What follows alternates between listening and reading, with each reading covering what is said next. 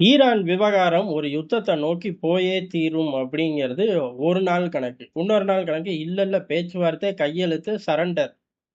இத தாண்டி வேற எதுவும் நடக்காது அப்படின்னு சொல்லி அமெரிக்கால இருந்து குரல் வரும். ஈரான்ல இருந்து இல்லேன்னு வரும். நடுவுல இல்ல அமெரிக்கால இருந்து வர குரல கன்ஃபார்ம் எப்படியாச்சும் பண்ணுங்க அப்படின்னு சொல்லி வளைகுடா நாடுகள் பூரா போய் பிரஷர் பண்றதாக தகவலும் வரும். ஆனா நடக்கிறது என்ன அப்படின்னா 2 பேருக்கும் சண்டை தான் நடக்குது.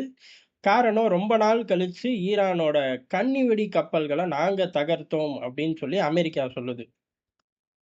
இல்ல அதுக்கு முன்னாடியே அந்த பயலுகளோட விமானத்த நாங்க சுட்டு வீழ்த்திட்டோம் அப்படின்னு சொல்லி ஈரான் சொல்லுது. ஆனா போர் நிறுத்தத்த மீறி 2 பக்கம் பேச்சுவார்த்தை ஓடிக்கிட்டு இருக்கக்கூடிய அதே காலகட்டத்துல பெரிய அளவு ஒரு தாக்குதல் அப்படிங்கிறது திடீர்னு நடந்து போச்சு.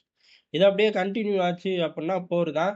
இல்ல ஒரு ட்ரையல் கூட அமெரிக்கா பார்த்திருக்கலாம். எந்த அளவு வீரியமா இருக்காய்ங்க அப்படின்னு. அதனால ஈரான் ஒரே அடியா சொல்லிருச்சு. அமெரிக்காவ எப்படி ஆஃப் பண்றது அப்படின்னு. அதாவது அமெரிக்காவோட திட்டங்கள் என்ன அப்படிங்கிறத விரிவா 2 நாளா நம்ம பார்த்துக்கிட்டு இருக்கோம்.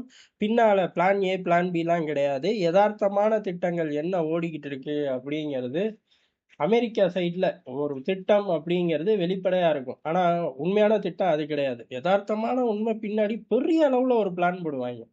அத நோக்கி ஒரு நிரந்தரமான தீர்வு, நிரந்தரமா இஸ்ரேல மன்னராக்கக்கூடிய வேலை, இத பூரா அமெரிக்கா செய்யுதுங்கிறத விரிவா கடந்த 2 நாட்களா நம்ம பார்த்துக்கிட்டு வரோம். பார்க்காத நண்பர்கள் பாருங்க. இப்ப அதனால இவ்வளவு நாளு யுஏஇய கைப்பற்றுவேன்.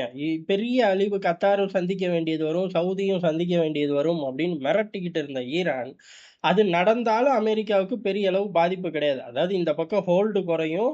பரவால்ல இப்ப என்ன அப்படின்னு அமெரிக்கா நினைக்குது. அதே சமயம் அப்படி வராம இருக்கணும் அப்படின்னா, இஸ்ரேலோட எல்லாரும் கூட்டணி போட்டுக்கங்க அப்படின்னு அந்த சைடு பிளான விரிவா நம்ம பார்த்தோம். அந்த பிளான உடைக்கிற வகையில இந்த தடவ தாக்குதல் வந்தா, இஸ்ரேல் இருக்காது போ அப்படின்ட்டார். இஸ்ரேல் இருக்காதுன்னு நாங்க இன்னைக்கு சொல்லல.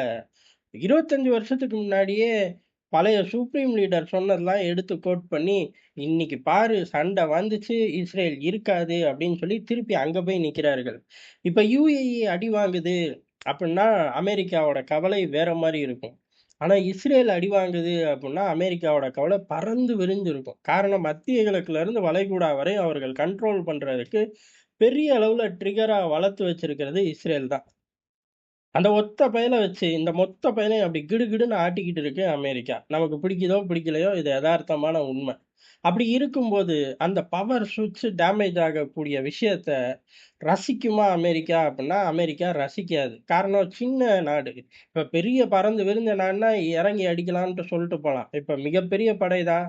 ஆனா உக்ரைனுக்கு அமெரிக்கா பேக்கப் குடுக்கறனால, ரஷ்யாவால முழு உக்ரைனையும் கைப்பற்ற முடியல. ஆனா கொஞ்சம் கொஞ்சமா கைப்பத்திக்கிட்டு இருக்கார்கள். வருடம் ஓடிக்கிட்டே இருக்கு. அந்த மாரி கூத்தெல்லாம் இங்க நடக்க வாய்ப்பே இல்ல. ஊரு சின்னது. சுத்தி எல்லா நாடுகளும் எதிரி நாடுகள் தான். அமெரிக்கா தான் அப்படி ஒவ்வொன்னா பேசி பேசி மெயின்டெயின் பண்ணி, இஸ்ரேலும் தன் பங்குக்கு தன்னோட வீரம், சாமர்த்தியம் எல்லாத்தையும் காட்டி ஒவ்வொரு இடத்துலயும் ஜெயிச்சு வரார்கள். அது தனி கதை. நமக்கு பிடிக்குதோ, பிடிக்கலையோ எல்லாத்தையும் சொல்லி தான் ஆகணும், பார்த்து தான் ஆகணும். எதார்த்தமான உண்மைய கண்ண தொறந்து பார்த்து தான் ஆகணும்.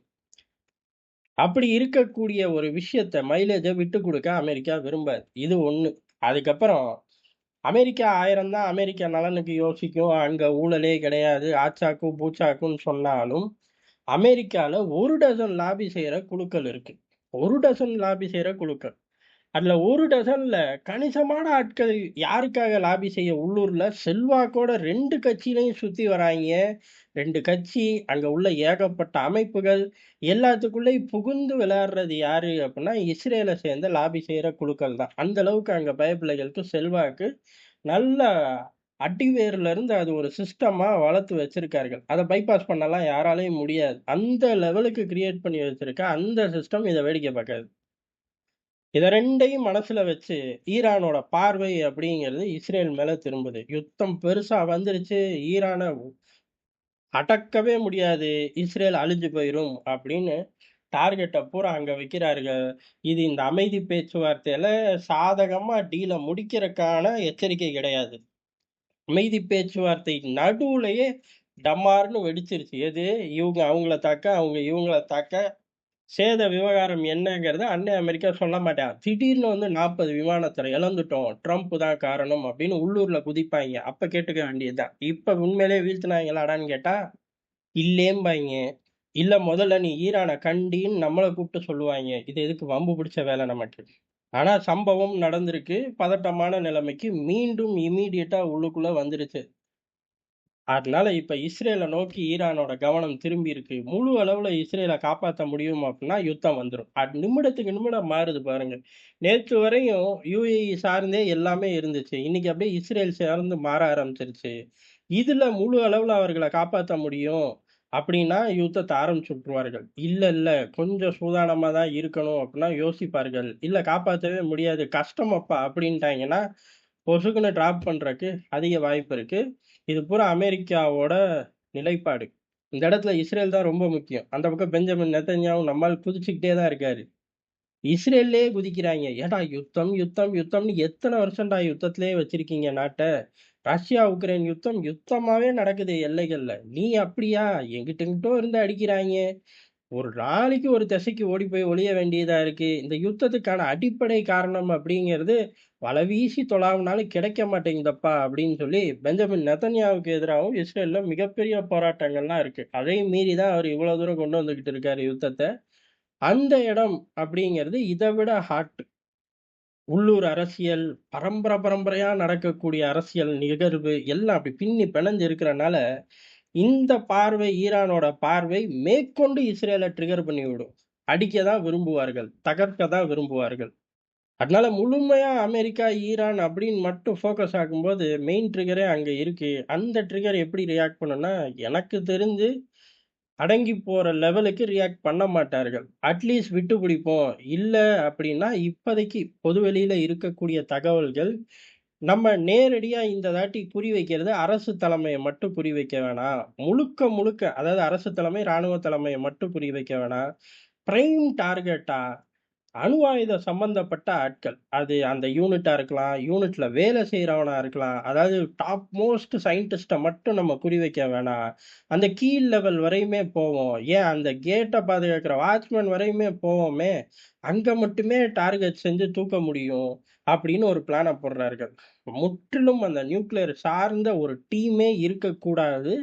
அதோட உள்கட்டமைப்ப மட்டுமே நம்ம டார்கெட் பண்ணுவோம். இந்த யுத்தம் வரட்டும் அப்படின்னு சொல்லி இஸ்ரேல் சார்ந்த பல விஷயங்கள் பொதுவெளியிலேயே இருக்கு.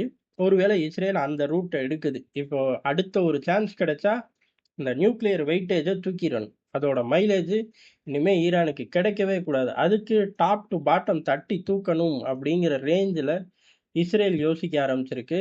யாரோட யோசனை வெற்றி பெறும் அப்படிங்கிறதெல்லாம் யுத்த களம் தான் முடிவு செய்யும். அதே சமயம் அடங்கி போற மனநிலையில 3 பிளேயர்களும் நாள்ல இருந்து இல்ல. உண்மைய சொல்லப்போனா 3 பிளேயர்களும் ஈக்குவலான வெயிட்டேஜ்ல சுத்தி வரார்கள்.